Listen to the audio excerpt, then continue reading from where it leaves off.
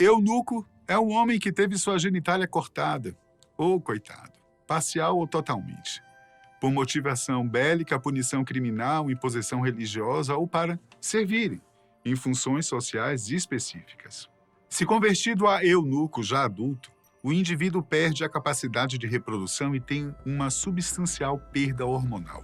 Se convertido antes da puberdade, o indivíduo torna-se incapaz de desenvolver os mínimos traços masculinos, devido à total falta de testosterona em seu organismo. As consequências negativas físicas e psicológicas são diversas. Mesmo assim, houve uma época em que ser um eunuco era um meio de vida, algo próximo de uma profissão. Desde o mundo antigo, existe essa tradição. O mais comum era castrar homens para trabalharem em palácios e haréns. Havia eunucos em Roma e Grécia, no norte da África, com os fenícios e, mais tarde, na Europa, do século XX. Na China, a situação social desses homens era terrível. Existe um ditado chinês extremamente preconceituoso que afirma que virar um eunuco era a única coisa pior do que nascer mulher. O último imperador chinês, Pu Yi, que governou no início do século XX, registrou em seu diário que espancar eunucos fazia parte de sua rotina. Para espantar o tédio, o governante costumava atirar neles com sua espingarda de chumbinho. Que horror! No passado chinês, no entanto, era diferente. A figura do eunuco está presente há milhares de anos. Estima-se que tenham surgido durante a dinastia Shou, por volta de 1050 a.C. Nessa época, a castração foi incluída nos códigos legais chineses como forma legítima de punição. Os castrados eram obrigados a trabalhos forçados em estradas, pontes e a servir aos nobres. Essa situação análoga à escravidão fez com que, por séculos, os castrados chineses fossem analfabetos e ficassem reclusos a serviços braçais. No entanto, com o tempo, a sociedade percebeu que tais homens poderiam ocupar outros cargos e que não tinham tanto problema com a sedução das mulheres. Essa característica os tornavam aptos para determinados trabalhos. Com a mudança, os eunucos passaram a controlar a burocracia dentro dos palácios. Fazendo fortuna, conseguiram prestígio e poder. Em pelo menos 3 dinastias, os eunucos governaram de fato a China. Tamanha sua influência, diz o historiador japonês Taizuki Mitamura, da Universidade de Kyoto. A questão chegou ao seu ápice nos últimos 100 anos da dinastia Tang, por volta dos anos 800. Dos 9 imperadores dessa época, 7 chegaram ao trono exclusivamente por conta de conspirações dos eunucos presentes na corte. Os outros 2 foram assassinados por rebeliões dos próprios eunucos, após terem seus interesses contrariados. Nesse momento, tornar-se eunuco era relativamente positivo. A castração voluntária podia ser uma forma de escapar da miséria. Filhos de camponeses davam-se ao sacrifício em nome da família. Em 1540, houve uma campanha de recrutamento para a castração que disponibilizou 3.000 vagas e 20.000 candidatos apareceram. Mas havia eunucos e eunucos. E se havia aqueles que desempenhavam funções indesejáveis, como a de carrasco, havia servidores públicos graduados, responsáveis, entre outras coisas, pela coleta de impostos, diz Mitamura. A conjuntura permitia até mesmo que pessoas de famílias ricas se interessassem pelo posto. Afinal, era um caminho óbvio para cargos de prestígio, administradores, diplomatas e comandantes militares. Shuo Shunxi, cronista eunuco do fim da dinastia Ming, relatou que os castrados monopolizavam os projetos de construção por todo o país. Até mesmo as obras da casa do imperador ficavam nas mãos dos eunucos. Com tanta demanda, o recrutamento atraía multidões. Em um único processo seletivo, em 1580, 70.000 eunucos foram admitidos.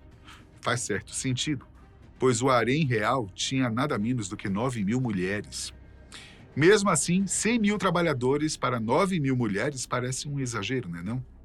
Um fato bizarro é que os genitais dos eunucos eram preservados em salmoura, na China. O órgão retirado era colocado em uma vasilha e devolvido ao dono, pois os eunucos precisavam apresentá-los nos palácios para comprovar a castração. A vasilha com a genitália era uma espécie de identidade e era solicitada sempre que uma inspeção era realizada. Quando um funcionário era promovido, por exemplo, precisava mostrar essa comprovação. Se um recipiente com um órgão era tão importante, é claro que surgiu um mercado paralelo de genitais removidos. Não era raro eunucos roubarem e destruírem vasilhas de rivais para que não avançassem na carreira. Quando alguém perdia sua comprovação, precisava pedir emprestado a outro eunuco.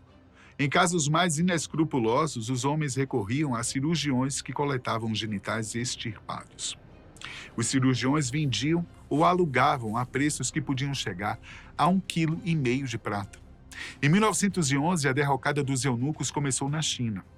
A Revolução Republicana forçou o imperador Puyi a abdicar.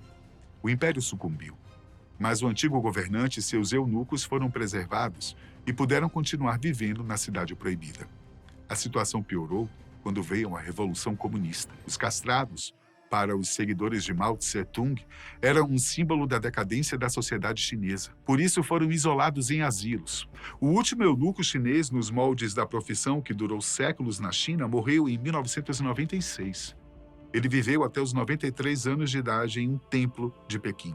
No Oriente Médio, ser eunuco também garantia prestígio na sociedade. A imagem que fazemos dos eunucos nos reinos muçulmanos é a daqueles escravos negros prostrados nas portas dos haréns. Mas o Império Otomano, desde o século VII, eles exerceram todo tipo de função, desde zeladores de mesquitas até administradores e professores, diz o historiador David Ayalon. Ayalon diz que escravos vindos da Europa Oriental, da Ásia e principalmente da África eram castrados em território não islâmico. Os muçulmanos acreditavam que castrar em seu próprio território macularia a terra. Alguns lugares serviam especificamente para efetuar esse trabalho e ficavam nas fronteiras do território otomano. Os locais eram especializados, mas ao mesmo tempo extremamente precários. Os próprios comerciantes de escravos ou os captores faziam a cirurgia. Existia mais de um método, mas todos eles eram dolorosos e por vezes mortal. Os escravos eram entregues aos sultões poucos dias depois da cirurgia. Os escravos que vinham do norte da África geralmente tinham o órgão inteiro completamente retirado. Isso era terrível fisicamente, mas gerava privilégios nos haréns. Apenas os eunucos, sem qualquer parte do órgão, podiam atuar como guardiões do leito e ficar longe do trabalho pesado. Eles levavam as concubinas aos aposentos do sultão. Em caso de emergência, esses eram os únicos permitidos a entrar no harém. Os mais antigos chegavam a atingir o posto de Kislar Aga, uma espécie de terceiro homem do império, abaixo apenas do sultão e do califa, exercendo grande poder político na corte, diz Ayalon. Agora vamos para a Europa. No Ocidente, os eunucos mais conhecidos, ricos e poderosos foram os castrati.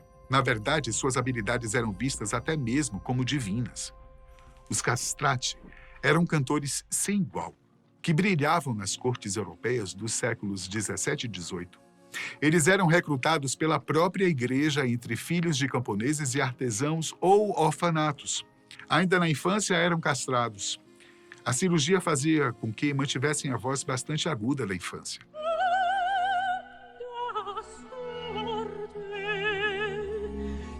Mas com a potência do canto de um homem adulto, a partir daí, viviam sob a proteção dos nobres e do clero. Os sopranos masculinos eram as estrelas do canto barroco e das óperas, diz o historiador Patrick Barbier, autor de História dos Castrati.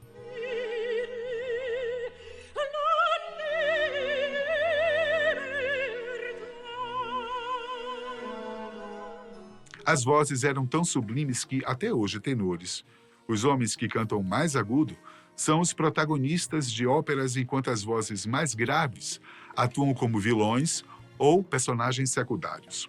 Os eunucos cantores ganharam os palcos europeus e tinham em sua plateia figuras como reis, papas, nobres e outros artistas. Compositores lendários como Mozart se interessavam pelo canto surreal dos castrati. O austríaco utilizou da voz cristalina desses cantores para interpretar algumas de suas músicas. No entanto, essas estrelas do mundo da Europa do século XVII, por vezes, eram bem exigentes, viu? Sua posição fazia com que tivessem muitos privilégios.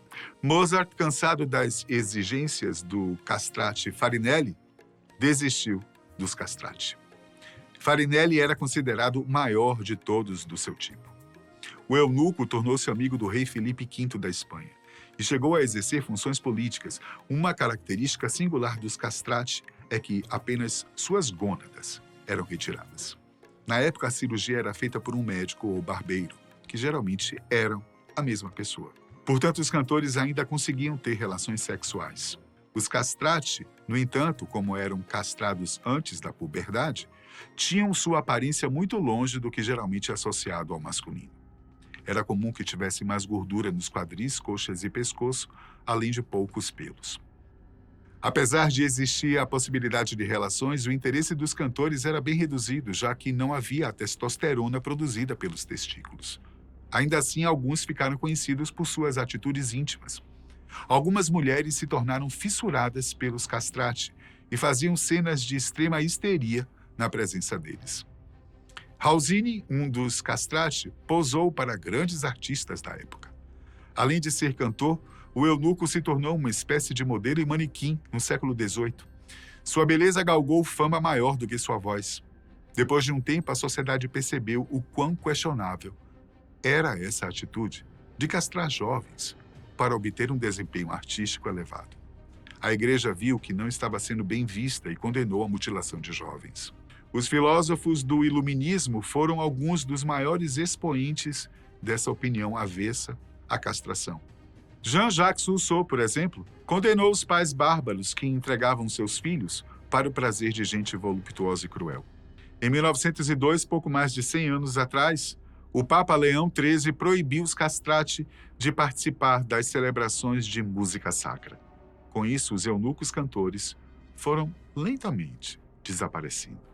Por incrível que pareça, eunucos existiram em vários países e seitas religiosas até o século XX. Isso é impressionante, uma vez que as primeiras menções a eunucos ocorrem no Império Assírio. Os assírios ocuparam parte do Iraque e da Turquia do século XIV a.C. até o século VI AC.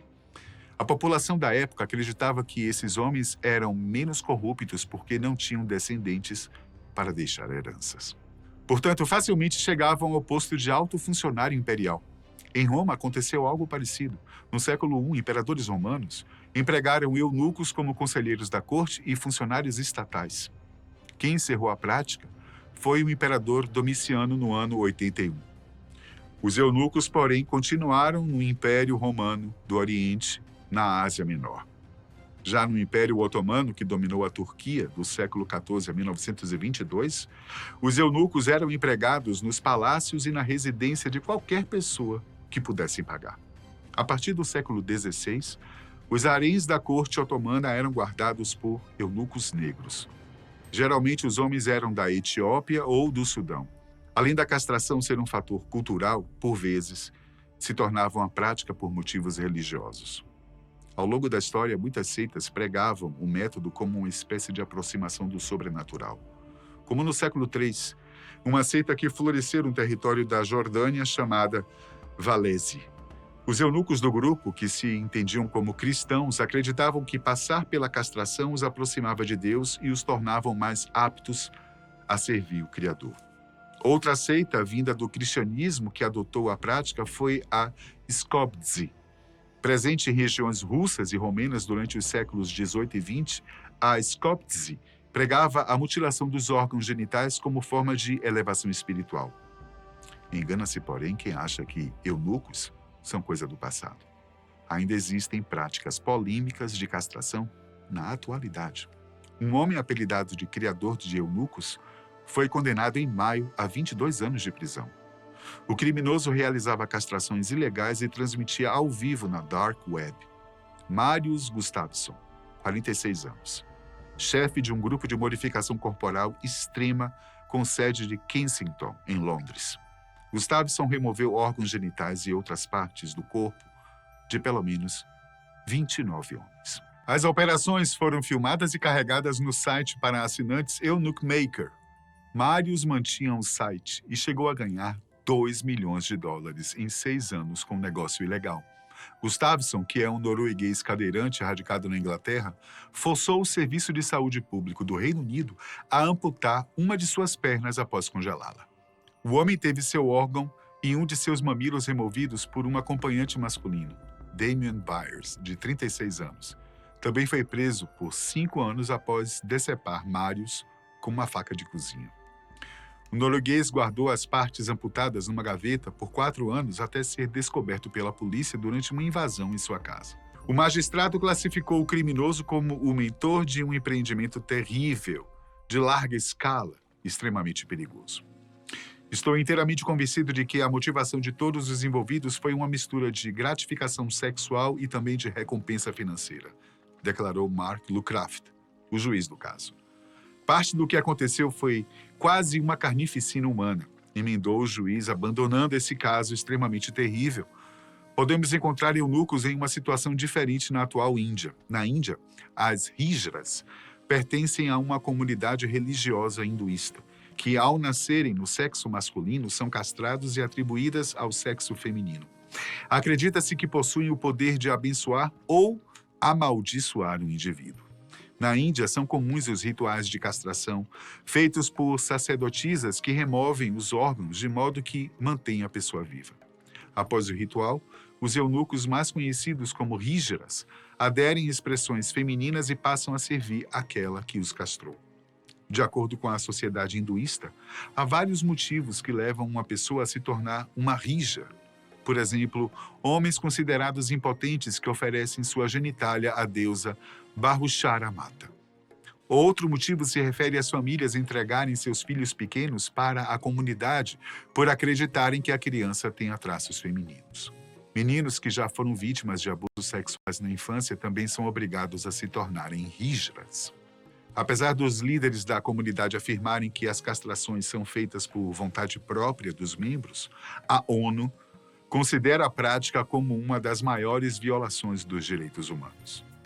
De acordo com relatórios emitidos pela organização, os rituais, na verdade, são crimes cometidos por organizações criminosas que atuam na exploração sexual de homens.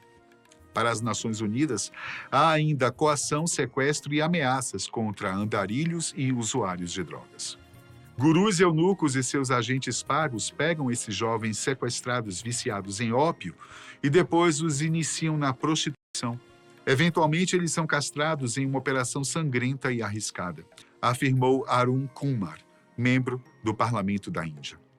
Os transexuais passaram a ser criminalizados após a colonização inglesa no país. Em 1871, foram considerados uma tribo criminosa, o que acarretou na discriminação e marginalização desses indivíduos, levando muitos à prostituição. Muitos foram perseguidos e condenados por isso. Somente em 2014, a Suprema Corte da Índia reconheceu oficialmente as rígiras como um terceiro gênero, configurando uma vitória para essa comunidade. Portanto, a história dos eunucos possui altos e baixos ao redor do globo, por vezes excluídos, por vezes exaltados. Os castrados foram cantores, burocratas, diplomatas e altos serviçais. Hoje em dia, essas figuras praticamente não existem. Porém, os impactos históricos provocados pelos eunucos são sentidos até hoje. Até a próxima.